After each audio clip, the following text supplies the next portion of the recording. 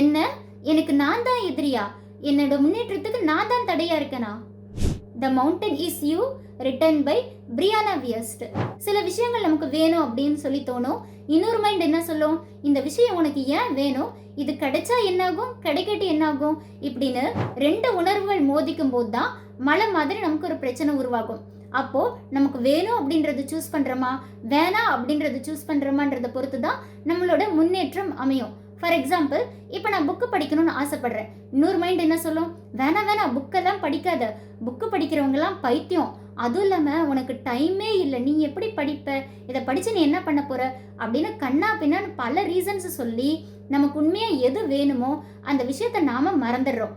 அடுத்தது, புதுசாக ஒரு விஷயத்த செய்யறதுக்கு நம்ம ரொம்ப ரொம்ப பயப்படுறோம். ஏன்னா பழைய விஷயங்கள் நமக்கு ரொம்ப கம்ஃபர்டபுளாக இருக்கும். ஆனால் புதிய விஷயங்கள் செய்யும் போது நமக்கு பயம் வரும். அதுவும் இல்லாமல் ரொம்ப வலிக்கும், ஃபெயிலியர்ஸை ஃபேஸ் பண்ண வேண்டியது இருக்கும்.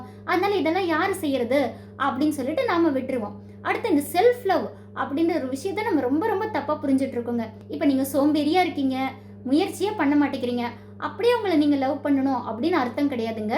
நீங்கள் சோம்பேறியாக இருக்கீங்கன்னா எப்படி சுறுசுறுப்பாக மாறுறது, எப்படி புதிய புதிய விஷயங்கள் எல்லாம் கற்றுக்கிறது அப்படின்னு உங்களையவே நீங்கள் மாற்றிக்கிறீங்க பார்த்தீங்களா? அதுதான் செல்ஃப் லவ் அப்படின்னு சொல்லியிருக்காங்க. அடுத்தது, இப்போ காட்டு தீ பரவுதுன்னு வச்சுக்கோங்க. அதை வெளியே இருந்து பார்க்கும்போது நமக்கு இப்படி இருக்கும், காட்டை அழிக்கிற மாதிரி நமக்கு தோணும். ஆனால் சில விதைகள்லாம் அந்த காட்டு தீ மூலமாக தான் உயிரே பெறுதுங்க.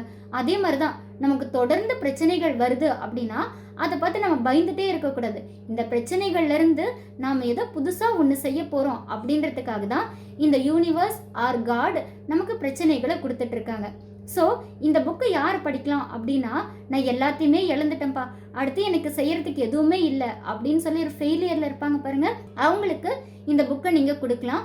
அவங்க கண்டிப்பாக இந்த புக்கை படித்தாங்கன்னா ஒரு சைக்காலஜிஸ்டே பக்கத்தில் உட்காந்து கவுன்சிலிங் கொடுத்த மாதிரி இருக்கும். So the mountain is you இந்த புக்கை நீங்கள் கண்டிப்பாக படித்து பாருங்கள். தேங்க்யூ.